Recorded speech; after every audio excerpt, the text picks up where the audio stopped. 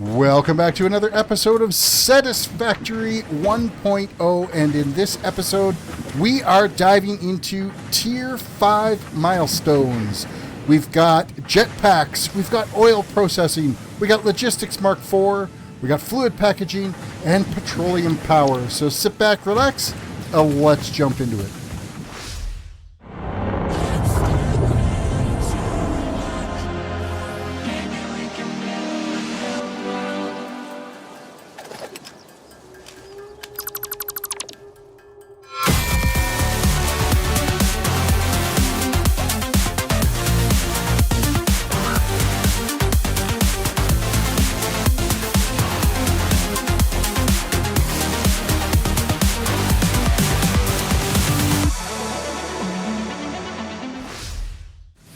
So quick little recap over what we completed in our last episode. We did unlock the space elevator, phase 2. And I'm looking up at the space elevator and it looks different. Where did everything go? Phase 2's not there now. There was like a big structure and everything up there. They must have done something with an update. We're probably not going to be able to see the next phase of it now until we complete phase 3 of the space elevator. What happened to my structure? It looked really cool up there. You'll have to check it out in the previous episode to be able to see the structure that's up there. But I'm thinking they pushed some kind of an update and it's just graphically not there right now, but it will return once we go and push to our next items that have to be completed with phase 3, which is going to be a whole lot of versatile framework, which we are actively producing right now. It's still being fed from when I made the versatile framework before. And then we got to start building modular engines and adaptive control units. So that's what we get to look forward to. But let's have a look at what Tier 5 is going to bring us. All right, let's have a look at these Tier 5 milestones. Tier 5, we got Jet Packs. We need to be able to make motors, which we are not making at this point right now. And that's just going to take some cable and plate, which we've got lots of. Oil processing. This is going to be really important. We do need to focus on this one. And again, we need motors for this one. We already got industrial encased beams. We've got lots of steel pipe, and we've got copper sheeting. That's not a problem. But we need to get this completed so we can get Logistics MK4, which is requiring rubber. And of course, we need oil processing to be able to make rubber. Fluid packaging as well too, so that we can make various type of containers to make it easier to transport water and oil and fluid and fuels and stuff around. That can be really useful if we have to transport fluids over a really long distance. We can load them through truck stations and stuff and transport it out. And then we got petroleum power as well too, which will just increase our overall power production, because we will be able to crank out some residual oil residue, oil residue. We'd be able to convert into some fuel for us so that we can do some power generation. So I guess the first thing is we got to get motors going, because I think every single one of these recipes, except for Logistics MK4 and Fluid Packaging, is requiring motors. So let's get a motor production line going. All right, so what are we going to need for a motor production line? Let us just grab an assembler here, and we're going to throw it down and have a quick look here. We look at this, we're going to select motors, which is this one right here. We're going to need 10 rotors per minute and 10 stators per minute. And I know we're not making anywhere near that. So we're going to have to bump up our stator production and our rotor production. So if we look at our stators, it's taking 15 pipe per minute and 40 wire per minute. Well, we're making lots of both of those. So what I've done is I've just gone and I've extended this production line here. We only had a couple of assemblers making this before. Well, now we've got, 2, 4, 6 of these units that are cranking out. So we are actually getting 30 stators per minute out of this little bit of a production line here, which pretty close. We're using just about all of our steel pipe. We got a little bit of leftover. I want to say it's about 35 per minute is what we have left over of our steel pipe production down here. That is good for us to be able to have some storage of steel pipe in case we need to build with those components. And so this means that we're making enough steel pipe to look after versatile framework and also our stator production. And then, of course, copper wire. This is the only production line that I'm using right now, other than our cable production, that is using copper wire. So we had 270 wire per minute. And what are we using here right now? We've got 40 of this. So if we go 40 times 6, we're using 240. So we still have 30 copper per minute left over that is just available for us as we are consuming it with building. So let's have a look now at rotors. Make sure we're doing good on the rotor end. All right, looking here at our rotor production, we are making, 4.8 over here, 4.8 over here. That's a total of 9.6 per minute that we're consuming right there. And we are using 4 per minute over here. And I think we need 10 per minute. So that leaves us only like 6. So we need to increase our rotor production here. But I didn't really give myself a lot of room here to be able to expand this at all. So our only option for the rotor production is we got to go up. And so I've started by adding a couple of more assemblers that are directly above here. These are going to be also rotor assemblers. And we've got our products. We got some of the products here right now. And I'm just going to grab logistics out here and move this along.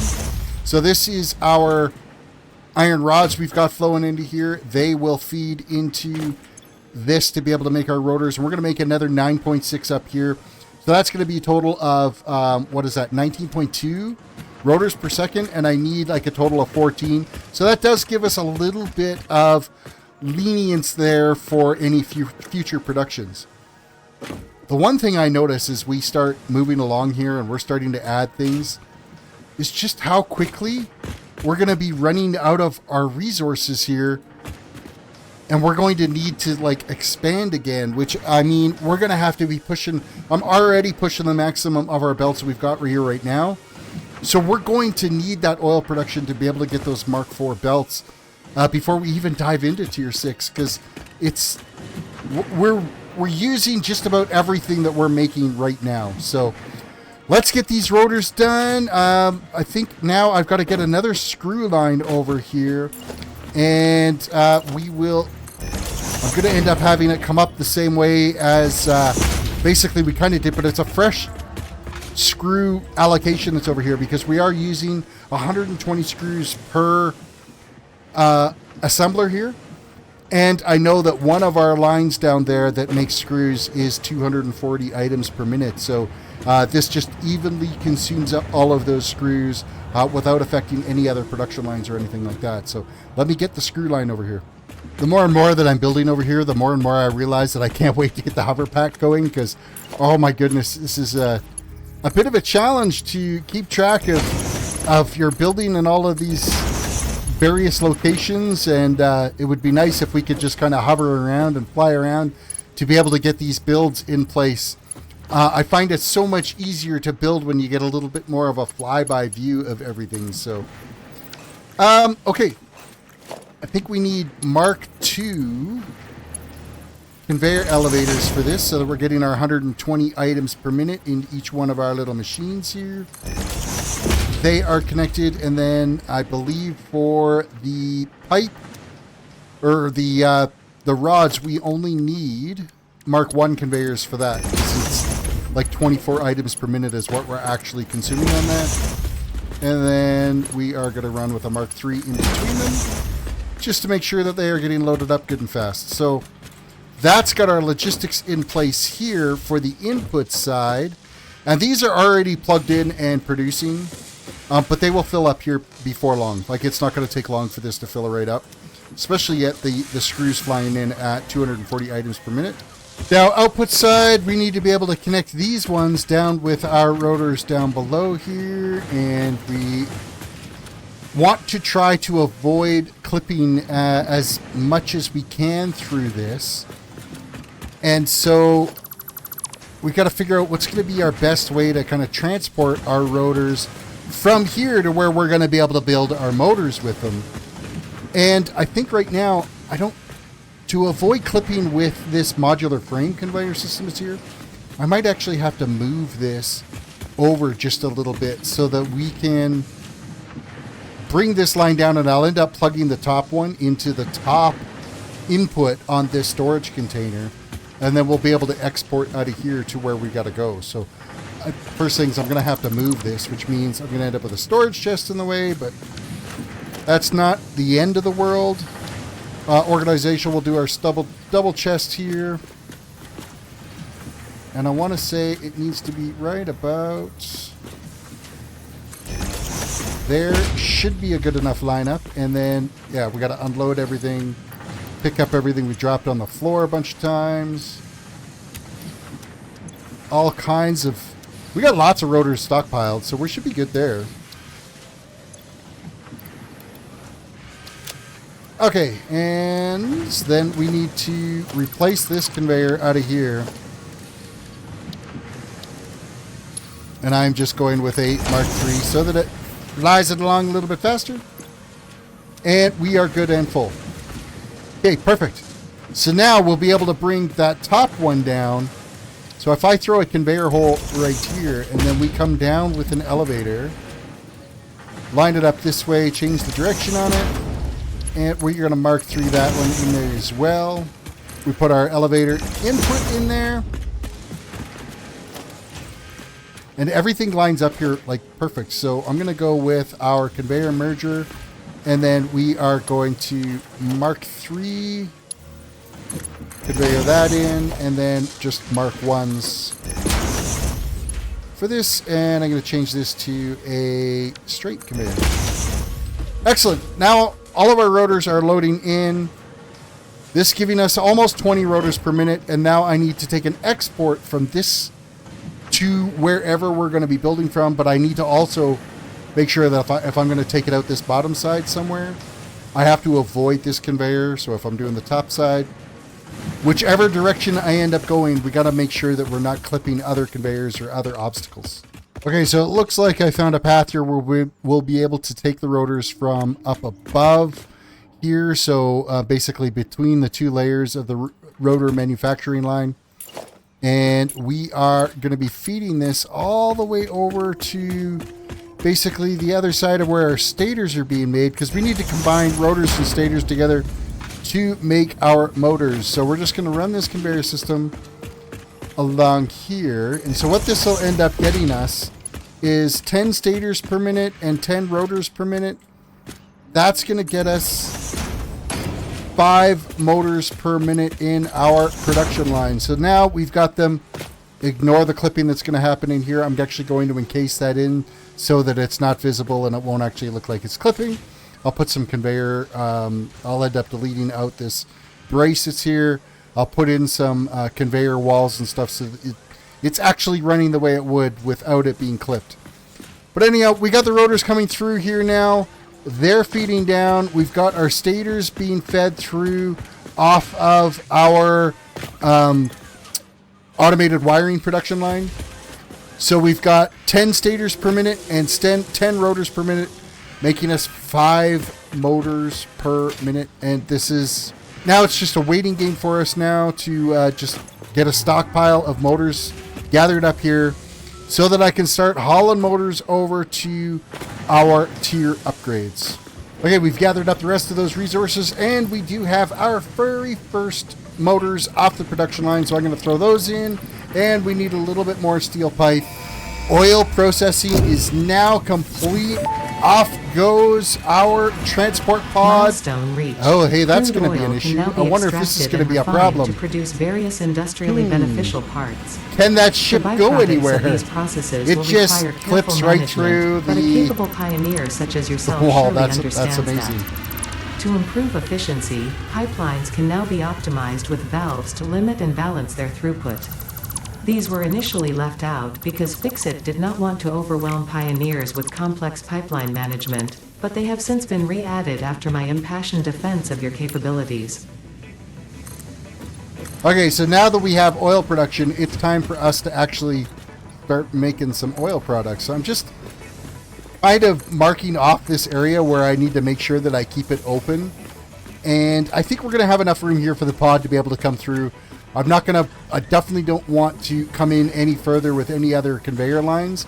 So I did leave that one conveyor line. That's our rotors that are going over to our motor production line. Hopefully that's going to be okay. I don't want this thing, colliding into things all the time as it's launching products up and coming back down again. So, now, hey, you know what? This means we can actually start scanning for oil products. How far away is our first little bit of oil that we've got to deal with here? Okay, this is not a promising sign. There we go. 779 meters that way. 944 meters that way. And 1.1, 1.2 kilometers that way. So, obviously, I think we're going for the stuff that's straight off this direction. And we are going to get our very first oil production lines in place, up and running, and start refining some of that oil. Okay, so we've made our way out to this little flats here in the basically kind of canyons between us and the Dune Desert. And we've got a few nodes here. We've got an impure node here. What is this one over here? We've got a normal node, another normal node, and I think there's another one up here. And an impure. So 2 impure and 2 normal nodes. We're going to play around with this and be able to get some oil production up and running. So first things first is we kind of got to get this foundationally kind of set the way we want it and make sure that it's aligned to grid. But I want to make sure that we are low enough here that we'll be able to get our oil extractors in and have everything all line up properly. So time to lay some foundation work here. All right, as you can see here, we've got our nodes of oil. We've got extractors set up on them now. And each one of these extractors is overclocked to 250%.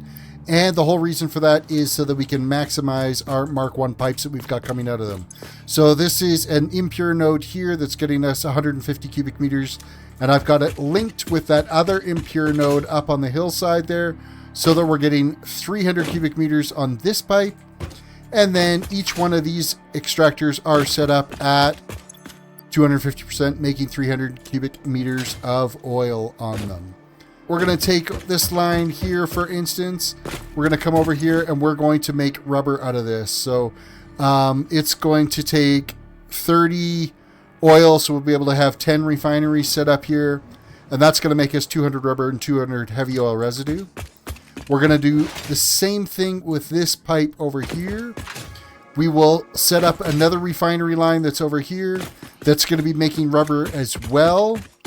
And then this line over here, I'm actually going to be converting this into directly into fuel and polymer resin. Let me throw down a refinery here right now. So we're going to be using this recipe right here, the fuel recipe, where I'm going to be taking 60 crude oil and I'm going to convert that into 40 fuel and 30 polymer resin, because I'll end up taking this polymer resin.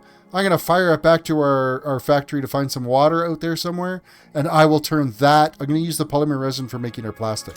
I wonder if we should just be turning it all into fuel. If I go back to this one, a residual rubber, that's 40 polymer resin. We could be just turning everything into fuel and then make polymer resin. And then that polymer resin we will turn into either rubber or plastic. I think that's the better way to go. I think we're going to go that way. And then we'll get, a good shot of fuel. And it won't take as many refineries to do everything. It's probably not the most efficient way to do it.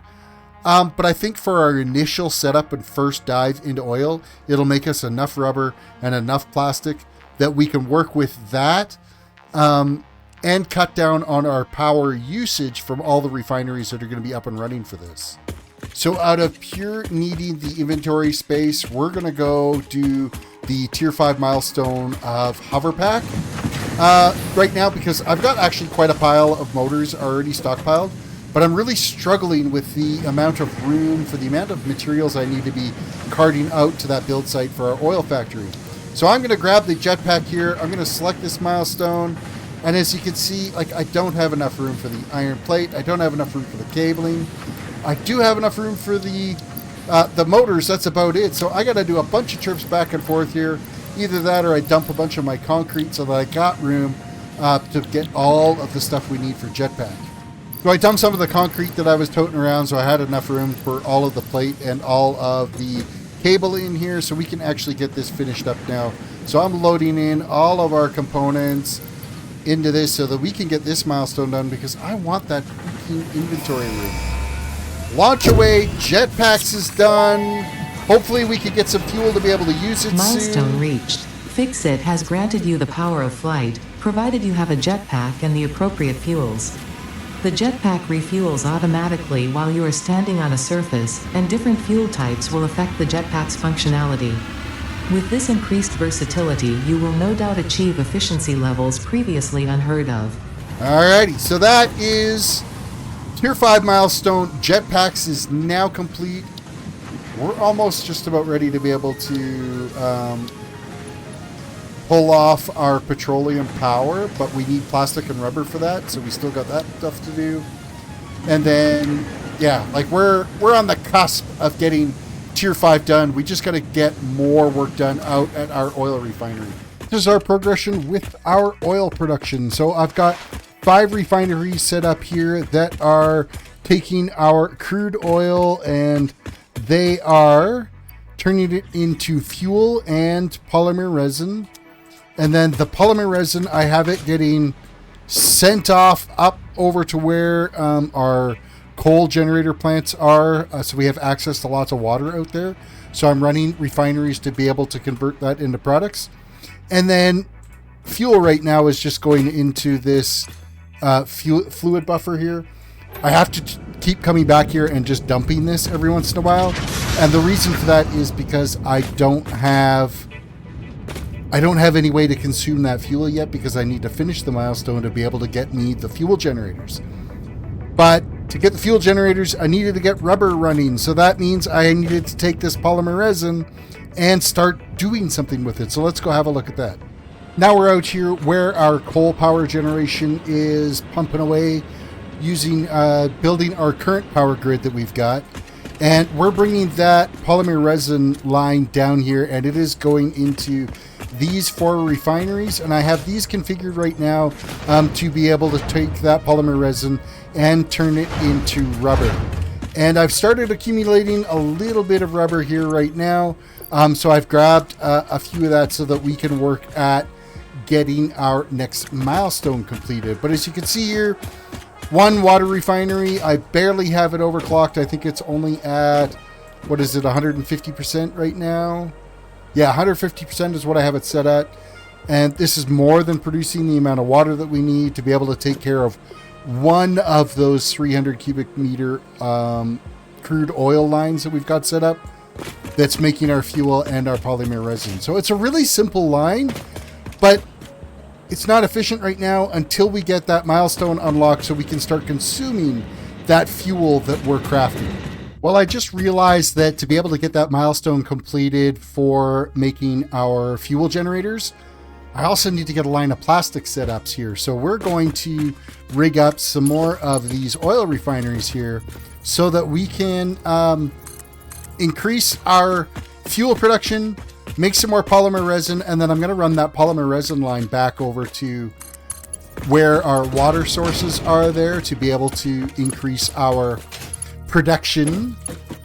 And we're going to get the polymer resin being made into plastic out there. So, I mean, we're just going to have to tick away here at getting this line here all set up. Holding control on pipes now, you can lock in and line up your T-bra, your T ports on your pipe to be able to split off various pipe configurations.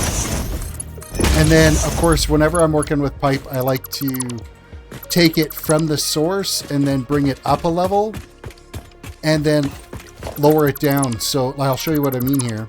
Is we're going to grab our stackable pipes here, and I'm going to put this right there, and we're going to connect this up top like so, and then I'm going to take this one all the way down here.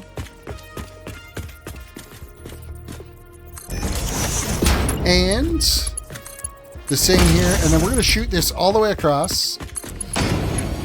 And then right in the middle of this is where we're going to put another one of our little T's in place. And then we're going to bring this line straight down like so. And then feed this in there. I think that's even the right... Oh, it's not quite the right angle. Can we do... Vertical horizontal doesn't do that, so we'll just bring it up to where it would match up, bring it back 2 spaces, and then we can put our 90 degree in so that it makes it a nice 90 degree turn on the pipes. Just keeps everything looking nice and clean here.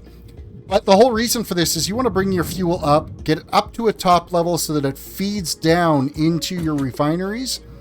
And this helps cut down on the amount of slosh because it's got to bring the fluid up to this level and then drop it down, so this line will be more full. It'll be more consistently full with less slosh than what this top line is going to be. It basically acts as a bit of a fluid buffer in line as you're feeding your refineries to cut down on a lot of that slosh. I do it now on anything that I'm doing with any fluid delivery into a machine is I make sure that it comes above the inputs and then feeds down into the actual piece of equipment, whether it's a refinery or a blender, so that you get a more consistent flow into the machinery.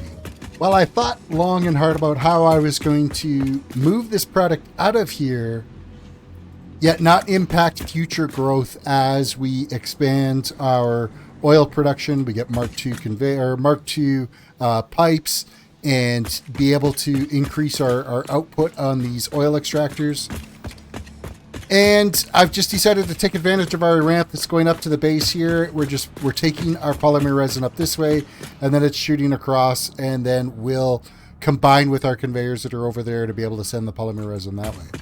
So now I got to deal with the fuel end of it, and that is all going to shoot out on this side. So I think we'll probably come right out to this center line here. Give it a 90 degree turn.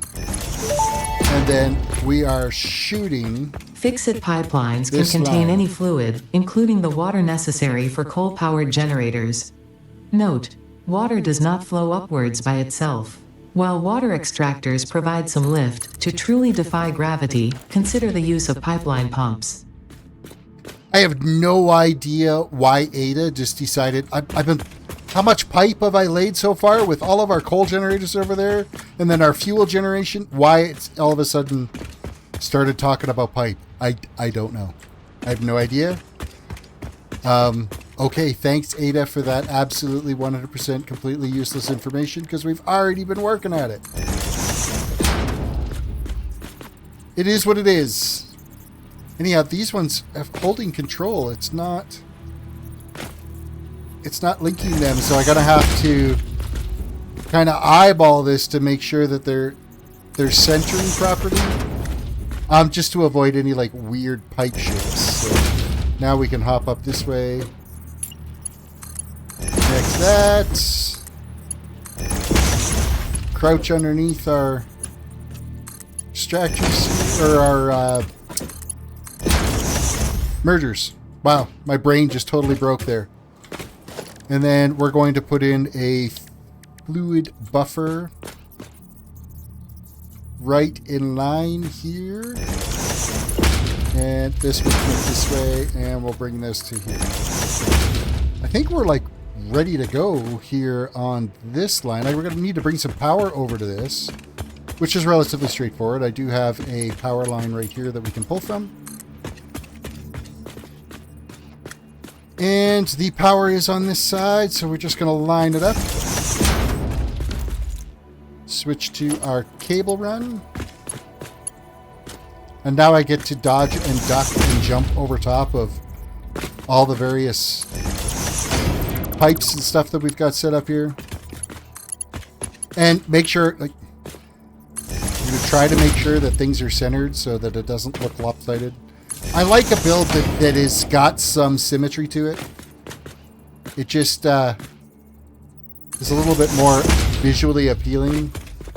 I know Let's Game It Out apparently just done a 1.0 update of his absolutely crazy, no planned spaghetti mess builds. I haven't had a chance to watch it yet. I will have to watch that and get some more input. And I can't imagine what type of computer he runs his factory or his world on, because it's got to be unbelievably like laggy with everything that's running on there.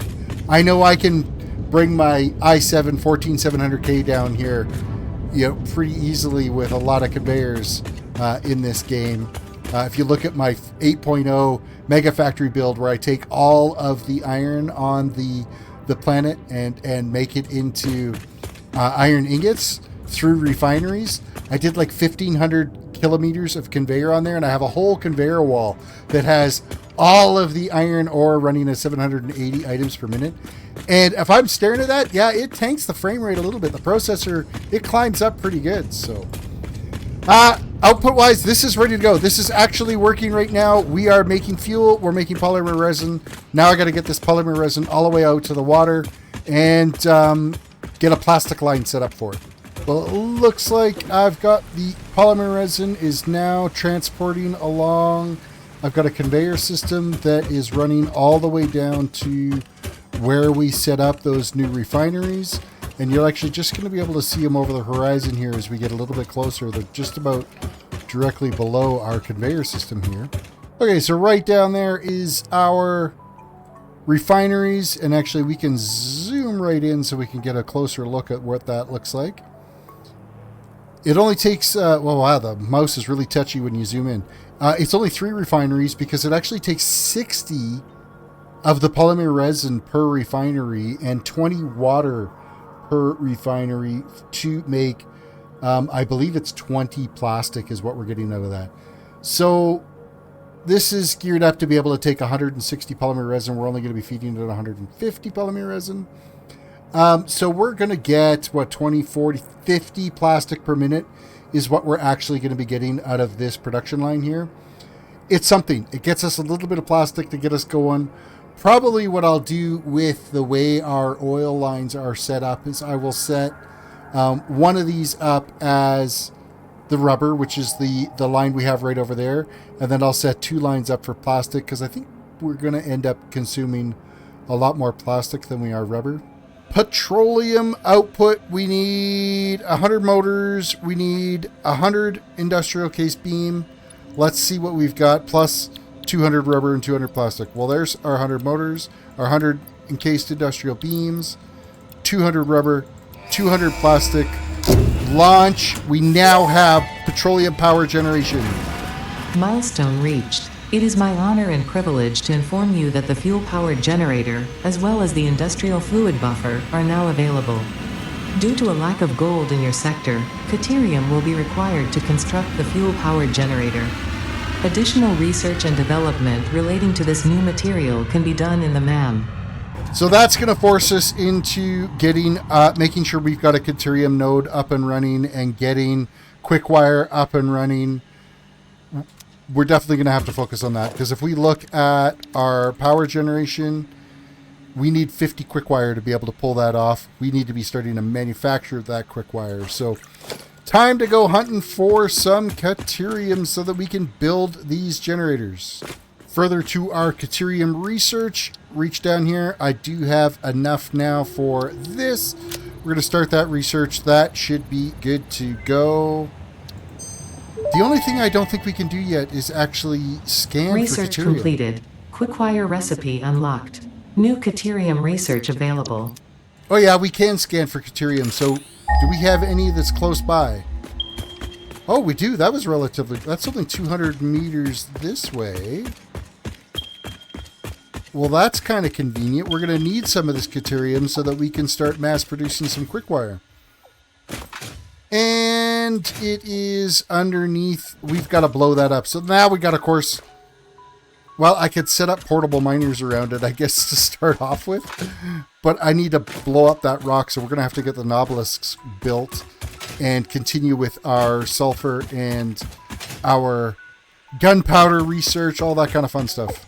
Now that we've got our fuel generators up and running after completing our fuel generator tier milestone, we now have all of our oil production lines working and producing fuel, producing power, running through power generators, and everything is all heading back to make our plastic and rubber. So how much power are we generating now? Let's have a look at this. If we have a look here, we are sitting at 9.8 gigawatts of power. We did a huge jump. We were almost capped out again at our max possible consumption, and our max capacity was really close.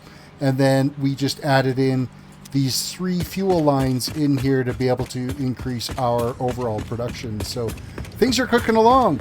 Now it's time to get back to the last couple of milestones we have left to do. Now that oil processing is done and we're making plastic and we're making rubber, we can take care of our last 2 Tier 5 milestones. So the first one we're going to do is the Logistics Mark 4. This gets us our Mark 4 conveyor belts, Mark 4 elevators, and our trucks. This is requiring 200 rubber. It's going to be 300 encased industrial beams and 400 modular frames. That's a lot of modular frames. Holy smokes. And launch. That milestone is complete. What's Ada got to say? Milestone reached. The transportation of resources can reach new heights of efficiency. With the Mark IV belts and lifts, the truck, but even more importantly, your effort. Handling a large and complicated vehicle like the truck should come easy to a well-trained pioneer such as you. They are an obvious improvement over tractors concerning industrial purposes. Improvements for personal use were not measured. So the last milestone we got to do is fluid packaging, but we've got to wait for our pod to return before we can send that off. So we'll just kick back and kind of wait for that to return. All right, our pod has returned. It's time to complete our last Tier 5 milestone, and that's fluid packaging. We're selecting the milestone.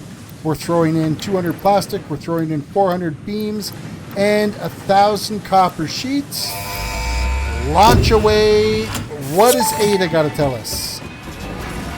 Milestone reached. Avoid the embarrassment of placing liquids in your pockets only for them to spread across your suit. Package and unpackage them with the packager. Packaging fluids allows them to be transported in your inventory, on conveyor belts, and by vehicles. For increased, non-pocket related fluid storage, you can now use the industrial fluid buffer. And that completes Tier 5. What do we got to look forward to in Tier 6? So Tier 6, we've got industrial manufacturing, which is going to get us the manufacturer. We get our monorail trains technology. We get railway signals. We get pipeline engineering, which is going to give us our Mark II pipes. And then the Fix-It Blueprint Mark II designer, which gets us the 5x5 blueprint designer. So that's what we get to look forward to in the next episode. But for now, guys, reach down, hit the like button on the video. Subscribe if you are new to the channel. Leave a comment. Let me know what you think of Satisfactory 1.0 so far. Quite frankly, I think it's probably one of the best games of the year. With that all said, guys, you guys have yourself a good one, and we will see you in the next episode. Bye for now.